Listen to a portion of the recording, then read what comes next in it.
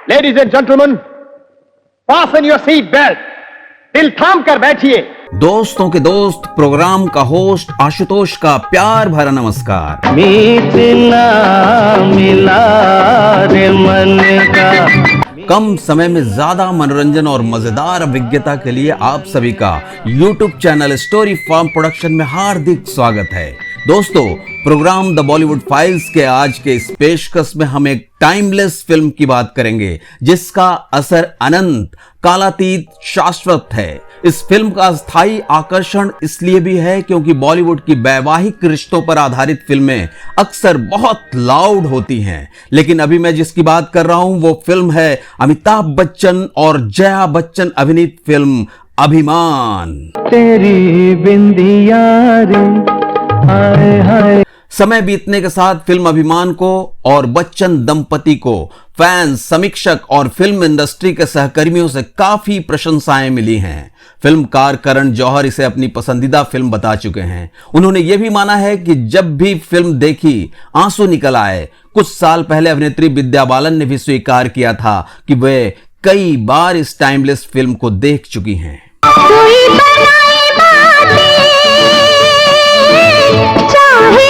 दिसंबर 2022 में कोलकाता में आयोजित अंतर्राष्ट्रीय फिल्म महोत्सव की शुरुआत इस क्लासिक फिल्म से हुई थी। इस मौके पर अमिताभ बच्चन ने अभिमान को दिल से याद करते हुए कहा, इस फिल्म में जया और मैं दोनों ने अपने करियर का सबसे यादगार चरित्र निभाया था। इसके गाने आज भी याद किए जाते हैं और कईयों के लिए वे किसी स्वप्न से कम नहीं हैं।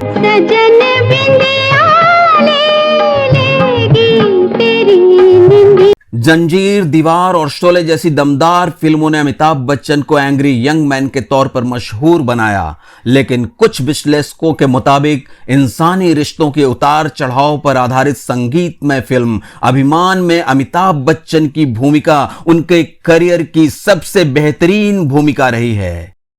क्यों मुझे गाने के लिए कहा? क्यों, क्या हुआ? सबके सामने। फिल्म अभिमान में अमिताभ बच्चन ने एक लोकप्रिय गायक की भूमिका अदा की है जो शादी के तुरंत बाद अपनी पत्नी को स्टेज पर साथ गाने के लिए तैयार करता है। जल्दी ही पत्नी स्टार गायिका के तौर पर स्थापित हो जाती है तो पति के अहंकार को ठेस लगती है और ईर्ष्या का भाव मुखर हो जाता है।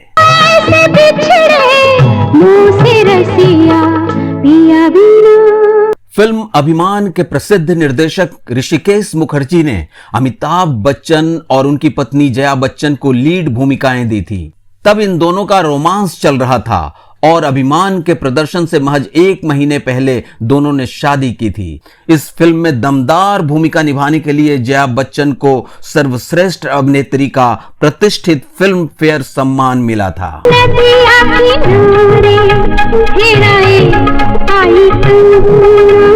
पिछले कई सालों में कई विश्लेषकों ने कयास लगाया कि फिल्म अभिमान अपने सितारों के आपसी संबंधों पर आधारित थी। जया पहले से ही एक स्थापित अभिनेत्री थी, जबकि अमिताभ बच्चन बॉलीवुड में जगह बनाने के लिए संघर्ष कर रहे थे।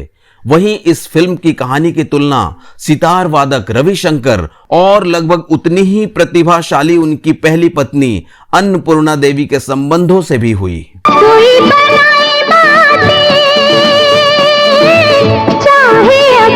लेकिन निर्देशक ऋषिकेश मुखर्जी ने इन कयासों का खंडन किया और फिल्म की पटकथा का राज भी सार्वजनिक कर दिया। उन्होंने कहा कि उनकी फिल्म अभिमान बॉलीवुड के मशहूर गायक किशोर कुमार और उनकी पहली पत्नी रुमा घोष के जीवन पर आधारित थी। रुमा घोष बंगाली फिल्म उद्योग में एक सफल अभिनेत्री और गायिका थीं। साल 1973 अमिताभ बच्चन और जया भादुड़ी के जीवन का रीतिकाल रहा है। दोनों की मोहब्बत भी जोरों पर थी और दोनों के सितारे भी कम जोर पर नहीं थे। दोनों का विवाह इसी वर्ष 3 जून को हुआ। शादी से ठीक पहले दोनों की फिल्म जंजीर सुपरहिट हुई। जया तो खैर तब तक सुपरस्टार बन चुकी थी। अमिताभ के लिए जंजीर का हिट होना किसी ईश्वरीय आशीर्वाद से कम नहीं था और दोनों का विवाह तो खैर था ही ईश्वरीय आशीर्वाद। शादी के ठीक बाद रिलीज हुई फिल्म अभिमान में अमिताभ बच्चन की आभा और उनका रूप दर्शनीय था, तो जया का लावण्य और मोहक चेहरा फिल्म का सबसे बड़ा आकर्षण बना। तो फिर ये क्या बात वाले हैं बोले। आप देख रहे हैं YouTube channel story form production पर program the Bollywood files with Ashutosh Sinha. बस कुछ पल और बने रहे, अभी बहुत कुछ बाकी है दोस्तों। बताते हैं कि जब ये फिल्म बनी तो अमिताभ व जया दोनों अपनी शादी में मशगूल थे और उन दोनों के तत्कालीन सेक्रेटरी ही इस फिल्म का पूरा काम देखते थे। इस चक्कर में कागजों के मामले में दोनों का काम कच्चा रह गया। फिल्म ने तब तो खास कमाई बॉक्स ऑफिस पर नहीं की थी। साल 1973 में रिलीज फिल्मों की लिस्ट में इसका नंबर 20वां रहा था, लेकिन बाद में फिल्म के डिजिटल राइट्स और सैटेलाइट राइट्स करोड़ों में बिके। लेकिन अमिताभ बच्चन और जया बच्चन जो फिल्म के प्रोड्यूसर थे, उनके हाथ कुछ भी नहीं आया। दोस्तों, बॉलीवुड में कभी कभी ऐसा भी होता है।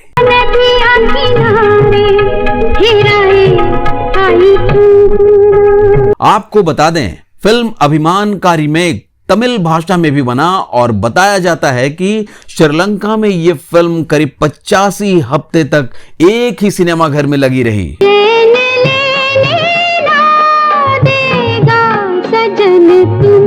दोस्तों, आपको यह भी मालूम होना चाहिए 1973 में अमिताभ बच्चन की कम से कम आधी दर्जन फिल्में रिलीज हुई थी। इसमें उस साल ऑस्कर की होड़ में शामिल होने के लिए भेजी गई फिल्म सौदागर और भारत के सबसे बड़े एक्शन हीरो के तौर पर उन्हें स्थापित करने वाली जंजीर जैसी फिल्में शामिल थी।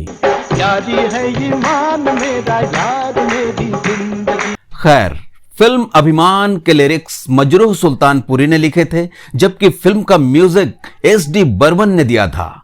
फिल्म के गानों को खूब पसंद किया गया। लूटे कोई मन का नगर तो इसके यादगार गीतों में से एक है। इस गीत को लता मंगेशकर और मनहर उदास ने गाया।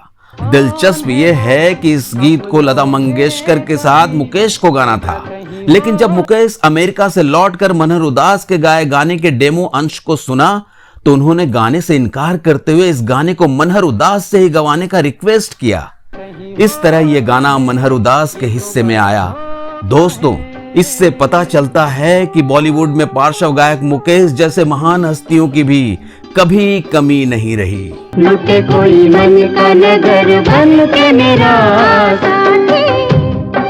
अमिताभ बच्चन और जया बच्चन की अभिमान के गीतों से जुड़ी एक और दिलचस्प बात यह है कि जहां फिल्म में जया बच्चन के सारे गाने लता मंगेशकर ने गाए हैं, वहीं अमिताभ बच्चन के गाने 3 गायकों ने गाए हैं। अमिताभ बच्चन के सोलो सॉन्ग मीत ना मिला रे मन का और तेरे मेरे मिलन की ये रैना को किशोर कुमार ने गाया, जबकि उनके डुएट सॉन्ग लूटे कोई मन का नगर को लता मंगेशकर के साथ मनहर उदास ने और तेरी बिंदिया रे को लता मंगेशकर के साथ मोहम्मद रफी ने गाया है। इस तरह फिल्म में गायकी को लेकर भी ये प्रयोग किया गया और ये काफी सफल भी रहा। तेरे मेरे मिलन की ये रहना।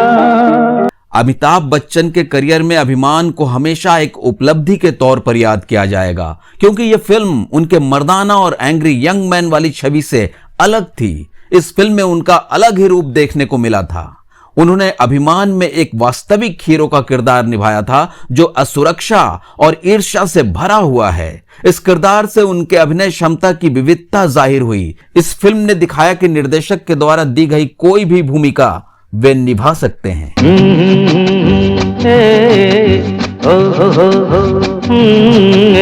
आपको बता दूं, निर्देशक ऋषिकेश मुखर्जी ने कभी स्वीकार नहीं किया, लेकिन उनकी फिल्म अभिमान की तुलना Hollywood film A star is born से की गई है। असुरक्षा बोध वाले पति की कहानी पर हॉलीवुड में 4 फिल्में बनी हैं। 1937 में इसके पहले संस्करण से लेकर 2018 में लेडी गागा और ब्रैडली कूपर की फिल्म तक। अब तो है तुमसे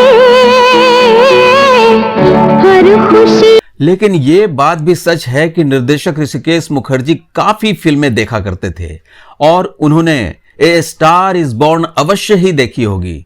लेकिन ये एक ऐसी कहानी है जो सर्वविदित है और शायद विवाह की संस्था जितनी ही पुरानी है। ऋषिकेश मुखर्जी की फिल्म अभिमान कहीं से भी पाश्चात्य फिल्म की नकल नहीं लगती है। इस फिल्म की आत्मा पूरी तरह से भारतीय है और भारतीय संस्कृति से जुड़ी हुई भी है। तभी दर्शक सिनेमा हॉल में फिल्म देखने के बाद भाव विभोर हो जाया करते थे।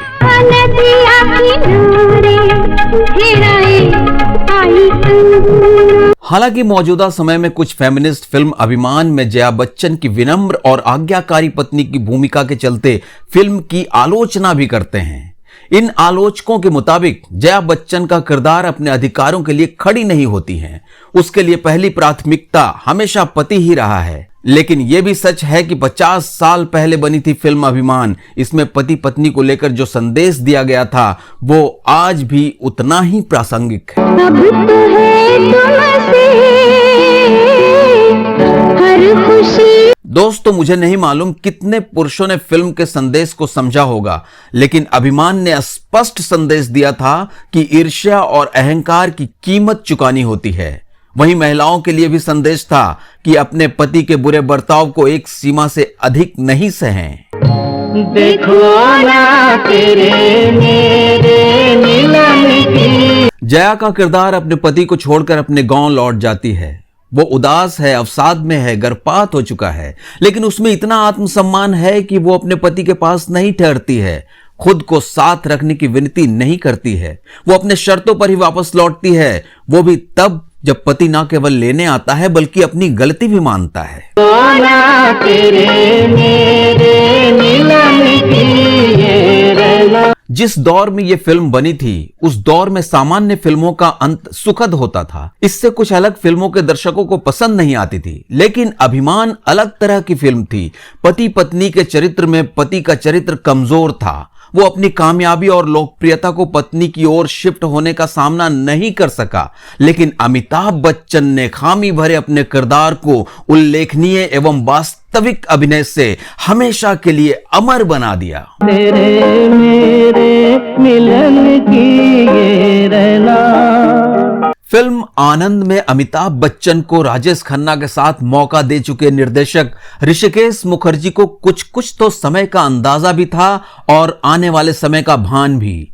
तभी तो फिल्म की शुरुआत हाउसफुल बोर्ड से होती है, सुबीर के हाउसफुल शो के बोर्ड से। फिल्म अभिमान की कहानी सुबीर और उमा की कहानी है। दोनों बहुत ही अच्छा गाते हैं। सुबीर के तमाम चाहने वाले हैं। इन चाहने वालों में से कुछ चाहने वाले आधी रात को फोन कर बतियाने की कामना रखने वाली देह कंचनाएं भी हैं। सुबीर हिट सिंगर है और उसकी मुलाकात एक दिन उमा से होती है। उमा और सुबीर संगीत को लेकर दो अलग अलग ध्रुवों जैसी सोच रखने वाले प्राणी हैं, लेकिन विपरीत के आकर्षण का नियम यहां लागू होता है और दोनों शादी कर लेते हैं। बोले रे अब तो छूटे ना तेरा। शादी के बाद रिसेप्शन में ही दोनों के जीवन में आने वाले तूफान का संकेत मिल जाता है और तूफान तब आता है जब लोग सुबीर से ज्यादा उमा की आवाज पसंद करने लगते हैं। सुबीर को यह हजम नहीं होता, दोनों में झगड़ा होता है। उमा घर छोड़कर अपने मायके आ जाती है जहां उसे पता चलता है कि वो मां बनने वाली है।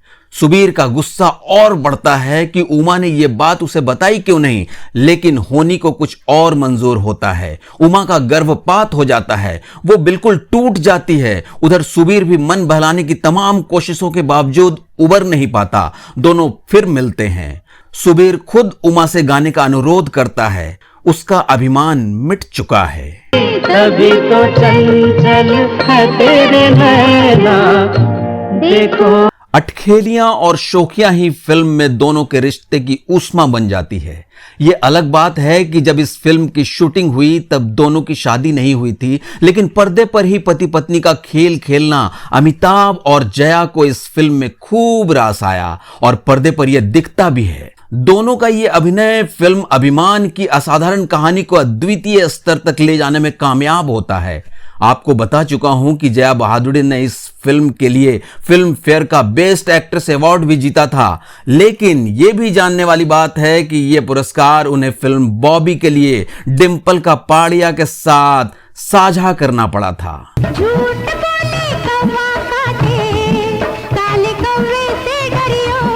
निर्देशक ऋषिकेश मुखर्जी ने फिल्म में छोटे छोटे घटनाक्रम भी ऐसे गढ़े हैं जो जीवन का विस्तार देखने वाले के मस्तिष्क में अंकित रह जाते हैं।